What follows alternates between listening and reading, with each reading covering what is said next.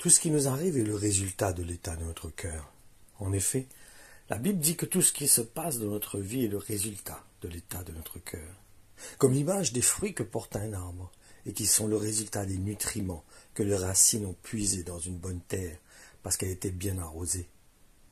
En ce qui concerne un chrétien, pour qu'il puisse porter de bons fruits, il a besoin d'être sincère, et nous allons voir cela dans plusieurs versets, comme 2 Timothée 1,5.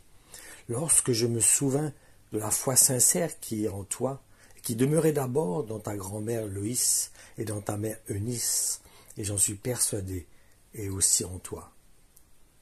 Jérémie 17,10.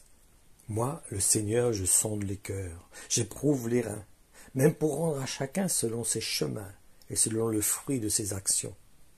Proverbe 4,23. Par-dessus tout, surveille ton cœur, car il est la source de la vie.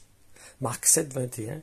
C'est du cœur des hommes que viennent les mauvaises pensées, l'envie de donner libre cours aux instincts sexuels, de voler, de tuer. Matthieu 12,35. L'homme foncièrement bon sort de bonnes choses, d'un fond qui est bon, mais celui qui est méchant sortira des méchancetés d'un fond qui est mauvais. La parabole sur différents terrains représente différents cœurs, le but étant de montrer comment ils réagissent lorsqu'ils reçoivent la semence de la bonne nouvelle. La leçon de cette parabole, c'est que la qualité du terrain va déterminer si la semence qu'il a reçue pourra croître ou pas. Le but voulu est qu'il porte beaucoup de fruits et des bons fruits. Donc, Matthieu 13, 18 à 23 dit « Écoutez donc ce que signifie la parabole du semeur. Chaque fois qu'un homme entend le message qui nous parle du règne de Dieu et ne s'en pénètre pas, le malin accourt et s'empare de ce qui a été semé dans son cœur. Voilà celui qui a reçu la semence au bord du chemin. Le grain tombé sur le sol rocailleux représente celui qui entend la parabole, la parole et l'accepte aussitôt avec joie, mais ne la laisse pas s'enraciner en lui. C'est un homme inconstant et versatile. Dès que surviennent les difficultés, qu'il faut souffrir ou être persécuté à cause de la parole, il abandonne tout. D'autres encore ont reçu la semence au milieu des ronces et des chardons. Ce sont ceux qui écoutent bien la parole, mais en qui elle reste stérile, parce qu'elle est étouffée par les préoccupations matérielles et par l'attrait trompeur des richesses. D'autres enfin ont reçu la semence dans de bonnes terres. Ce sont ceux qui écoutent la parole et s'en pénètrent. Ceux-là portent du fruit. Chez l'un, un grain en porte 100, chez un autre 70, chez un troisième 30. Tous ont reçu une semence, une seule semence. Mais cette semence a développé, a permis de porter du fruit. Et la graine de chaque fruit a été replantée et a redonné notre arbre qui a redonné d'autres fruits. Voilà ce qu'il nous dit. Alors que certains n'ont pas, tout le monde a reçu cette semence gratuitement. Tout le monde a reçu cette semence, n'a rien eu à faire pour recevoir cette semence. La semence a été jetée dans leur cœur. Mais selon l'état du cœur, la semence pourra germer ou pas. Elle pourra grandir ou pas. Elle pourra porter du fruit ou pas. Selon l'état du cœur. Donc ma conclusion, Dieu a fait mourir Ananias, vous savez. Et vous savez pourquoi? C'est parce qu'il n'était pas sincère.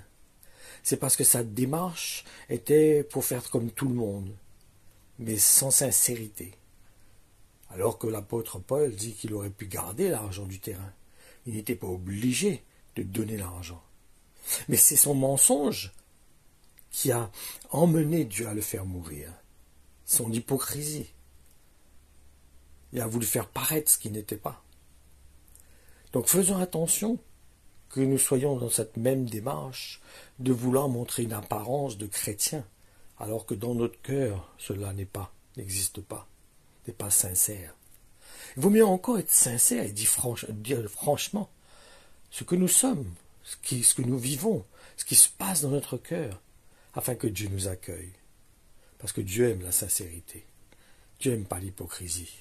En effet, nous voyons que souvent Jésus reprochait l'hypocrisie des religieux. Ça l'agaçait même, cette hypocrisie. Faisons attention que nous aussi, en tant que chrétiens, nous manifestions une apparence et que nous ne soyons pas sincères dans notre cœur, que nous ne manifestions pas une sincérité dans nos démarches. Soyons sincères envers Dieu.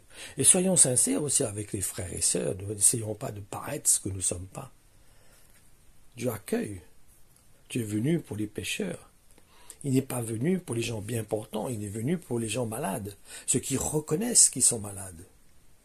Si je suis malade et que je ne vais pas voir le médecin, il ne pourra pas me donner des médicaments. Et même si je vais le voir et je ne dis pas ce que j'ai, il ne pourra pas deviner ce que j'ai.